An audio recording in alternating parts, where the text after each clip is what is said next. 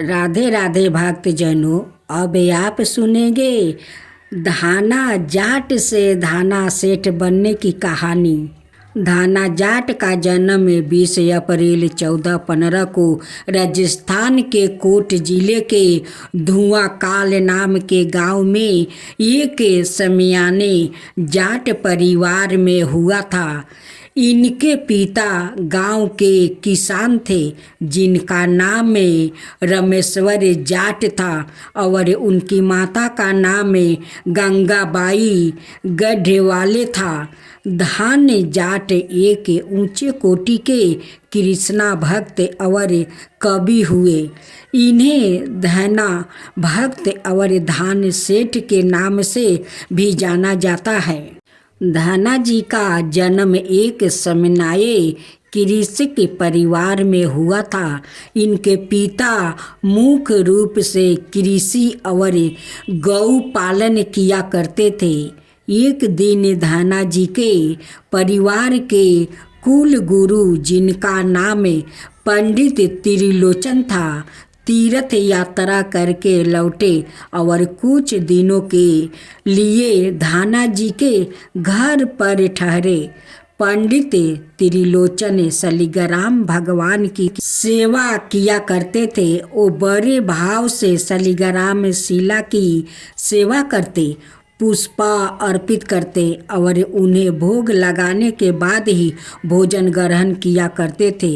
बालक धाना पंडित जी को यह सब कहते हुए देखाता था। उसे भगवान की यह सेवा बहुत पसंद आई। कुछ दिन बाद जब पंडित जी जाने लगे तब बालक धाना पंडित जी के शालिग्राम भगवान के लिए जिद करने लगा। मुझे ठाकुर जी चाहिए, मुझे ठाकुर जी चाहिए। परंतु पंडित जी अपने ठाकुर जी छोटे से बालक को कैसे दे सकता था। धाना जी को उन्हें माता पिता ने बहुत समझाया परंतु धाना जी नहीं माने। अंत में लोगों ने पंडित जी से कहा, अरे यह तो बालक है, इसे शालिग्राम जैसा कुछ और देकर बहका दो। अगले दिन पंडित जी नदी में स्नान करने गया। वहाँ से वो एक गोल मटोल थोड़ा बारा सा काले रंग का पत्थर ले आया। तब वो धाना जी के पास आकर बोले, मैं तुम्हें अपने ठाकुर जी दे दूंगा, लेकिन मेरे पास 2 ठाकुर जी है, बड़े ठाकुर जी और छोटे ठाकुर जी। तुम्हें कौन से ठाकुर जी चाहिए? धाना जी ने झट से जवाब दिया, मुझे तो बड़े ठाकुर जी चाहिए। पंडित जी भी यही चाहते थे। पंडित जी ने धाना जी को वो बारा काला पत्थर बड़े ठाकुर जी बताकर दे दिया। ठाकुर जी को पाकर धाना जी बहुत प्रसन्न हो गया। वो बड़े भाव से उनकी सेवा करने लगा। धाना जी गाय चराने खेतों में जाते तो ठाकुर जी को अपने साथ ले जाते। धाना जी की माँ ने उनको बाजरे की रोटी, साग, अचार और गुड़ खाने को दिया। अब धाना जी ने भी निश्चय किया कि वो भी पंडित जी की तरह ठाकुर जी को भोग लगाने के बाद ही भोजन ग्रहण करेगा। धाना जी ने खेत में बहुत प्रेम से ठाकुर जी को पुकार कर भोग लगाया परंतु ठाकुर जी भोग लगाने नहीं आए। धाना जी ने निश्चय किया कि जब तक ठाकुर जी सवाए प्रकट होकर भोग नहीं लगाते वो भी भोजन ग्रहण नहीं करेगा। जब ठाकुर जी ने धाना जी की रोटी का भोग नहीं लगाया तो धाना जी ने शाम को वो रोटी गाय को खिला दिया। 3 दिनों तक ऐसे ही चिल्लाता रहा। ना ठाकुर जी भोग लगाते और ना धाना जी भोजन ग्रहण करते। चौथे दिन धाना जी की माता जी फिर से रोटी लेकर आई। अब धाना जी खेतों में जोर जोर से रोने लगे और ठाकुर जी से गुहार लगाने लगे। वो बोले, आप तो बड़े ठाकुर जी हैं, आपको तो लोग रोज ही 56 भोग जिमाते होंगे, परंतु मैं बालक 3 दिन से भूखे और परेशान हूँ।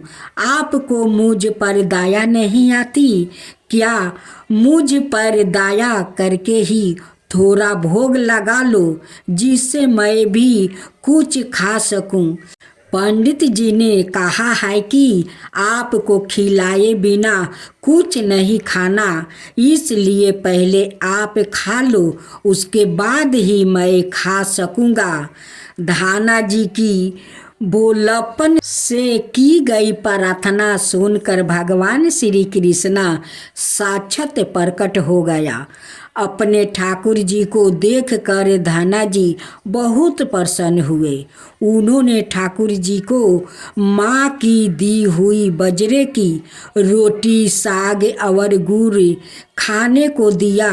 ठाकुर जी बड़े चाव से रोटी खाने लगे। 4 रोटियों में से 2 रोटी ठाकुर जी ने खा ली। जब ठाकुर जी तीसरे रोटी खाने लगे तब धाना जी ने उनका हाथ पकड़ लिया और कहा, सारी रोटियां आप ही खा जाओगे तो मुझे भी तो भूख लगी है। मैंने तो 4 दिनों से कुछ भी नहीं खाया। 2 रोटी आपने खा ली, अब 2 रोटी मेरे लिए छोड़ दो। यह सुनकर ठाकुर जी मुस्कुराने लगे और बची हुई 2 रोटियों धाना जी ने खा लिया। अब तो यह उनका रोज का नियम हो गया। धाना जी जब गाय चराने जाते तो खेतों में जाकर ठाकुर जी के साथ ही भोजन करते। एक दिन ठाकुर जी ने धाना जी से कहा, तुम रोज मुझे रोटी खिलाते हो, मैं मुफ्त में रोटी नहीं खाना चाहता, इसलिए मैं रोटी के बदले तुम्हारा कोई काम कर दिया करूँगा। धाना जी ने कहा, मैं तो बालक हूँ, केवल गाय ही चराता हूँ, मैं आपको क्या काम बता सकता हूँ। ठाकुर जी बोले, मैं तुम्हारी गाय ही चरा दिया करूँगा। उस दिन के बाद से ठाकुर जी धाना जी की गाय चराने लगे। एक दिन धाना जी ने ठाकुर जी से पूछा, आप मुझे अपने हृदय से क्यों नहीं लगाते हैं? ठाकुर जी ने कहा, मैं तुम्हें प्रत्यक्ष तो हो गया हूँ, लेकिन मैं पूरी तरह से तब मिलता हूँ जब कोई सद्गुरु की चरण ले लेता है। तभी तक तुमने किसी गुरु की शरण गति ग्रहण नहीं की है, इसलिए मैं तुम्हें अपने हृदय से नहीं लगा सकता। धाना जी बोले, मैं तो जानता ही नहीं कि गुरु किसे कहते हैं, फिर मैं किसे अपना गुरु बनाऊं? ठाकुर जी ने बोले, काशी में जग गुरु श्री रामानंदाचार्य मेरे ही स्वरूप में विराजमान है। तुम जाकर उन्हीं के शरण गति ग्रहण करो। ठाकुर जी के कहे अनुसार धाना जी ने काशी जाकर श्री रामानंदाचार्य जी की शरण गति ग्रहण कर ली। उस समय धाना जी की आहु 15-16 बरस के आसपास थी। श्री रामानंदाचार्य जी ने धाना जी को अपने शिष्य के रूप में स्वीकार कर लिया और उन्हें आदेश दिया कि अब तुम अपने घर चले जाओ। धाना जी बोले, गुरुजी अब मैं घर नहीं जाना चाहता। आप मुझे घर जाने का आदेश क्यों दे रहे हैं? गुरुजी बोले, अगर तुम यहाँ रह कर भजन करोगे तो केवल तुम्हारा ही कल्याण होगा, लेकिन अगर तुम अपने घर जाकर खेती किसानी करते हुए अपने माता पिता की सेवा करते हुए भजन करोगे तो तुम्हारे साथ कई जीवों का उद्धार हो जाएगा। गुरु जी के आदेश पर धाना जी घर लौट आया। इसके बाद जैसे ही धाना जी घर पहुँचे, ठाकुर जी ने उन्हें अपने हृदय से लगा लिया। इसके बाद धाना जी खूब मन लगाकर संत सेवा करने लगा। जब भी उनके गांव में कोई साधु संत आते तो धाना जी उन्हें अपने घर ले आते और बड़े प्रेम से उनकी सेवा करते और उन्हें भोजन खिलाते। संतों की सेवा करने के कारण अब उनके घर दूर दूर से साधु संत पधारने लगे। धाना जी उन सभी का बड़े प्रेम से सत्कार करते थे और उन सभी को भोजन कराते। एक दिन धाना जी के पिताजी ने उनसे कहा, देखो भाई, हम लोग गृहस्थ लोग हैं, यदि महीने में एक आध बार कोई साधु आ जाए तो हम उनकी सेवा भी कर देते हैं और उन्हें भोजन भी करा देते हैं, लेकिन तुम्हारी इन साधुओं से तो ऐसी दोस्ती हो गई है कि हर दूसरे दिन कोई ना कोई साधु चला आता है और अपने साथ एक दो को और ले आता है। यही ठीक नहीं है। हम अपनी खेती बाड़ी का काम करें या इन साधुओं की सेवा करें। तुम तो अभी बालक हो, कुछ कमाते नहीं, तुम्हारा पालन पोषण भी हम ही करते हैं और ऊपर से तुम इन साधुओं को बुला लाते हो। इस प्रकार इन निठले साधुओं की सेवा करना ठीक नहीं है।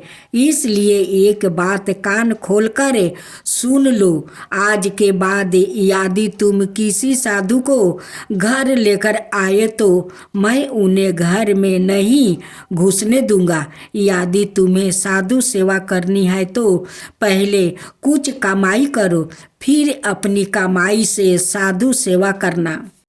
पिताजी की बात सुनकर धाना जी उदास हो गया और चुपचाप खड़े हो गया।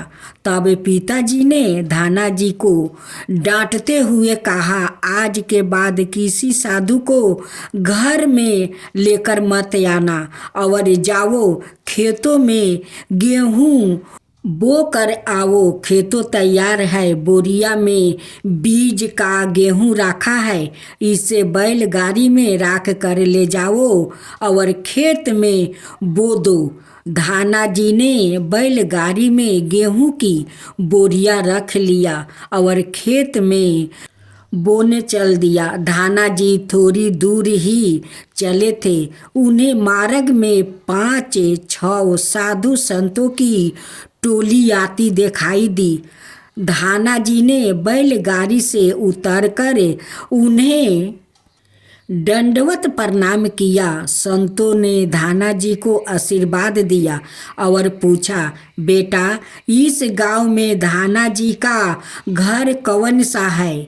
सुनो, हाँ, वो जग गुरु श्री रामायण ने चारिया के शीशा है और बहुत छोटी उम्र में ही उन्होंने भगवान का दर्शन प्राप्ति कर लिया है।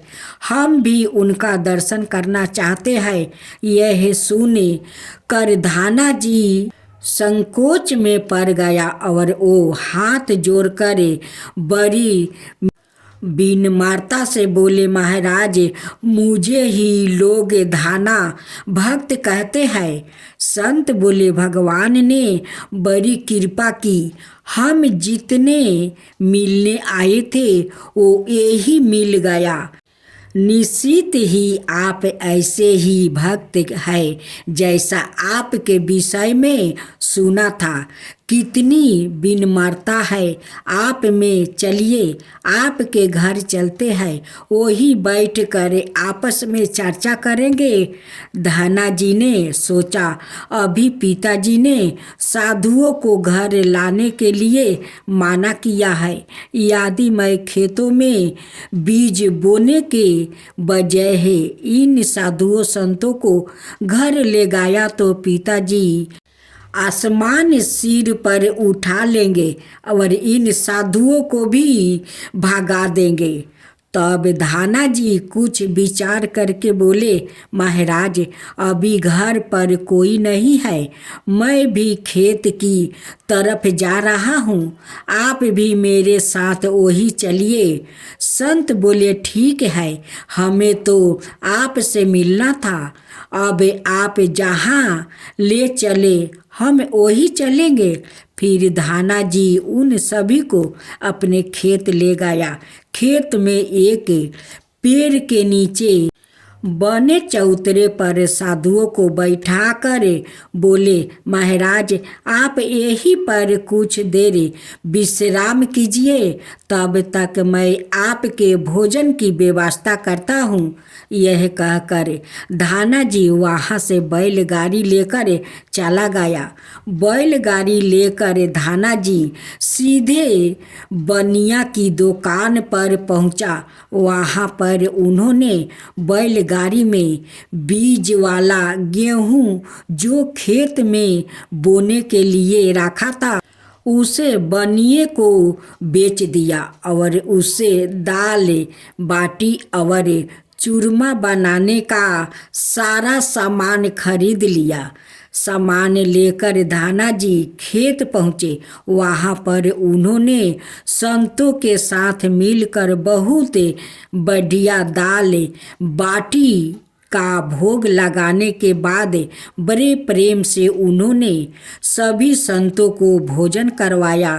इसी बीच भगवत चर्चा भी होती रही। संतों को भोजन करवाने के बाद बड़े प्रेम से उन्हें विदा भी कर दिया।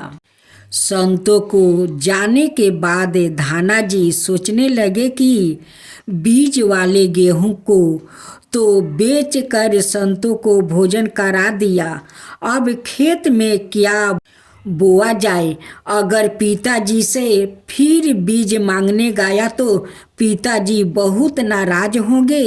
और सोच कर धाना जी ने बोरिया में रेत भर ली और आसपास के लोगों को दिखाने के लिए उसे रेत को ही खेतों में बोने लगे। धाना जी ने राम राम का नाम लेते हुए शाम तक बोरिया की सारी रेत खेत में छिड़क दिया।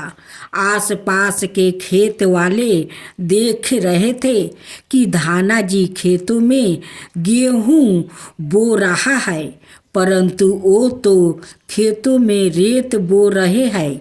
खेत बोने के बाद धाना जी बड़े प्रसन्न मन से घर की ओर चल दिया।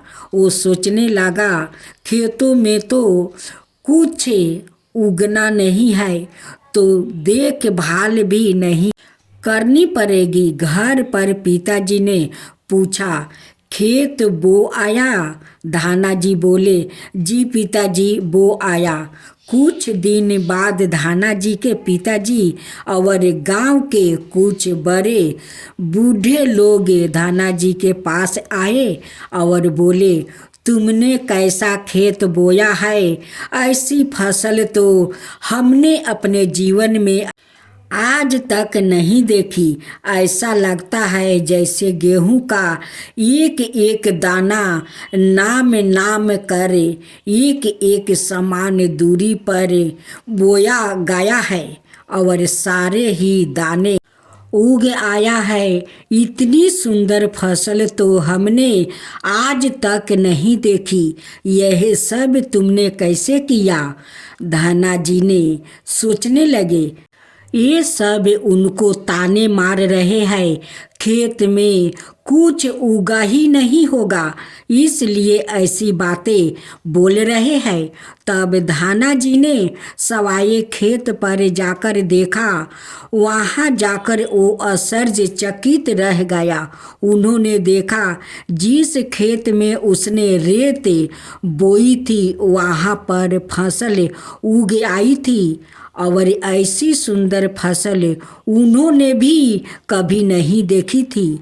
फसल को देखकर धाना जी को भगवान की कृपा का एहसास हुआ और उनकी आंखों से आंसू निकल आए। धाना जी जोर जोर से रोने लगे। जब धाना जी की पिताजी और अनाए गाँव वालों ने रोने का कारण पूछा, तब धाना जी ने रोते हुए सारी घटना कह सुनाई।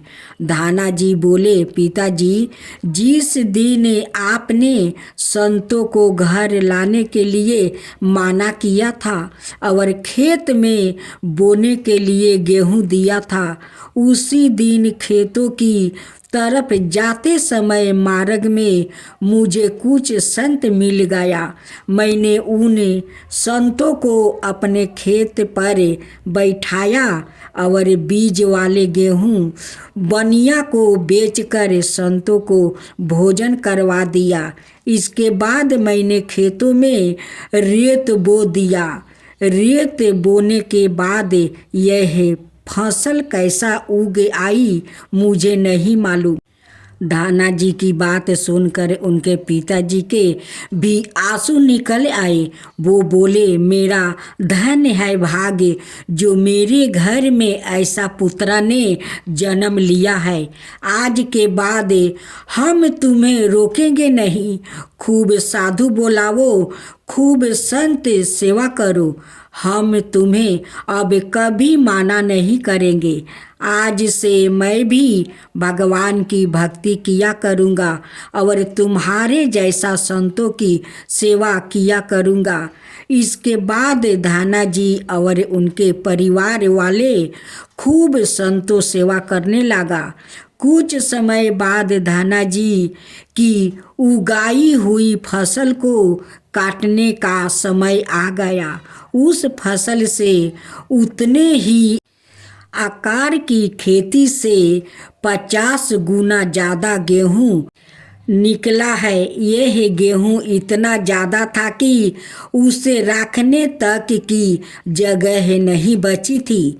गांव के सभी लोगों धाना जी की फसल देखकर आश्चर्य करने लगे। अब धाना जी और उनका परिवार अपनी क्षमता के अनुसार खूब संत सेवा और भगवान की भक्ति करने लगे। उनके घर में हमेशा साधु संतों का दावत लगा रहता था। साधु संतों की बड़ी बड़ी जमातें आती।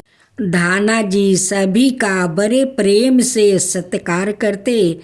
अब धाना जी जब भी खेतों में फसल बोते, हर बार ऐसी ही फसल होने लगी। अब धाना जी अपने गांव के बड़े किसान बन गया। गांव के सभी लोगों धाना जी को चमत्कारी संत मनाने लगे और उनके खेतों की मिट्टी को भी चमत्कारी मानने लगे। जिन लोगों के खेतों में ज़्यादा फसल नहीं होती थी, वो लोग धाना जी के खेतों की मिट्टी ले जाकर अपने खेतों में छिड़क देते। इससे उनकी फसल भी अच्छी होने लगी। चारों तरफ धाना जी की जय जयकारा होने लगी। भगवान बोले, एक बार धाना जी की परीक्षा लेनी चाहिए। धाना जी के गांव में अकाल पड़ गया। धाना जी बड़े किसान थे, उनके पास बहुत खेती थी और अन्न के भंडार भरे थे। अकाल के कारण उनके गांव और आसपास के क्षेत्रों के ब्राह्मण, संत, गरीब और जरूरतमंद लोग धाना जी के पास मदद की उम्मीद से आने लगे। धाना जी भी उन्हें दोनों हाथों से भंडार लुटाने लगे। कभी कोई जरूरतमंद उनके घर से खाली हाथ नहीं लौटे। धीरे धीरे धाना जी का अन्न भंडार समाप्त होने लगा, परंतु धाना जी ने निश्चय किया जब तक उनका सामर्थ्य है वो किसी भी जरूरतमंद को निराश नहीं करेंगे। अपना सब कुछ बेच कर भी वो लोगों की मदद करेंगे। धाना जी की निस्वार्थ सेवा से प्रसन्न होकर एक दिन सवाई भगवान श्री कृष्णा संत भेष में उनसे मिलने आए। संत रूपी भगवान श्री कृष्णा ने उन्हें तुम्बा जिसे कमंडल बनाया जाता है बीज दिया और कहा, धाना जी इन बीजों को अपने खेतों में बो दो और जब इनकी फसल पक जाए तो उससे जो भी प्राप्ति हो उसे लोग की सेवा में खर्चा करना। धाना जी ने ऐसा ही किया। संत की आज्ञा मानकर उन्होंने तुम्बा के बीच खेतों में बो दिया। गांव के लोगों कहने लगे, लगता है धाना जी पागल हो गया है, ऐसे भीषण अकाल में फसल बो रहा है, वो भी तुम्बा की इस कदू तुम्बा को तो पशु भी नहीं खाते, यह तो केवल कमंडल बनाने के काम आता है। यदि ऐसी फसल उगी भी गई तो उसका क्या फायदा। परंतु धाना जी ने संत के कहे अनुसार अपने खेतों में तुम्बा के बीज को दिया। कुछ दिन बाद तुम्बा की फसल उग आई। सभी लोग आश्चर्य करने लगे कि ऐसा भीषण अकाल में बिना पानी के कोई फसल कैसे उग सकती है। कुछ ही दिनों में धाना जी का खेत हरा भरा हो गया।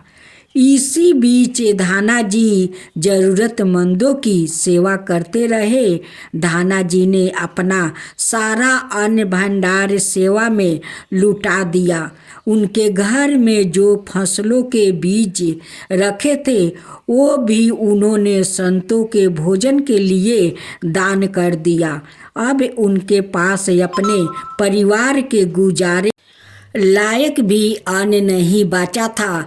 गांव के लोग कहने लगे, 12 मूर्ख है, धाना जो सारा अन्न लुटा दिया, अपने परिवार के लिए भी कुछ नहीं रखा। अब इससे फसल भी बोई तो तुम्बा की जिसे खा भी नहीं सकते। धाना जी को लोग की बातों से कोई फर्क नहीं पड़ा। वो तो भगवान का नाम लेते रहते और लोगों की मदद करते रहते थे।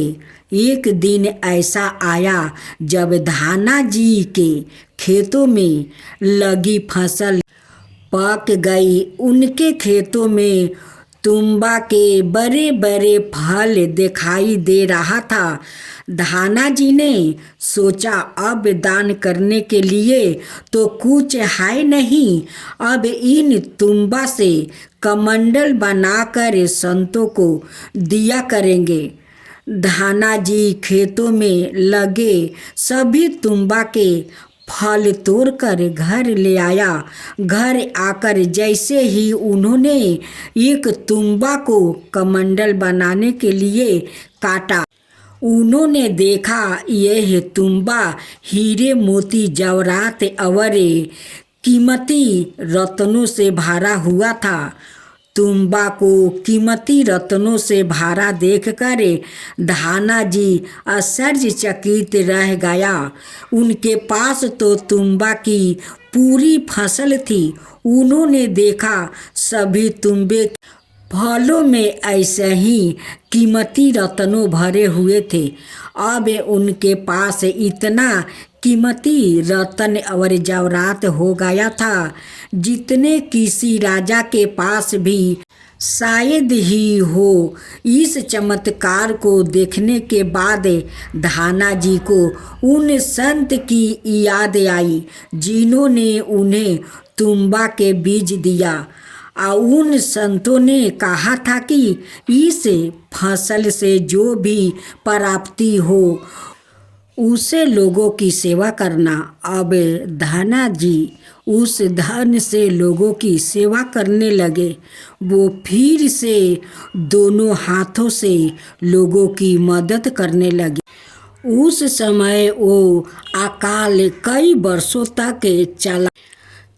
उस समय धाना जी ने अपने घर में और आसपास के सभी गांवों में लोगों को भोजन कराने के लिए भंडार शुरू करवा दिया। आसपास के सैकड़ों गांवों के लाखों लोगों वर्षों तक धाना जी के भंडार में तीनों समय भर पेट भोजन किया करते थे। धाना जी ने अपने जीवन काल में उस धन से कई मंदिर, बावरिया, तालाब और धर्मशाला बनवाई और हर तरह से साधु संतों और लोगों की मदद की। इस तरह लोग धाना जी को धन सेठ कहने बुलाने लगे। धाना जी जैसे धनी आज तक कोई नहीं हुआ। वो धन और मन दोनों के धनी थे। आज भी उनके ही नाम से अत्यंत धनी लोगों को धाना सेठ के नाम से बुलाया जाता है।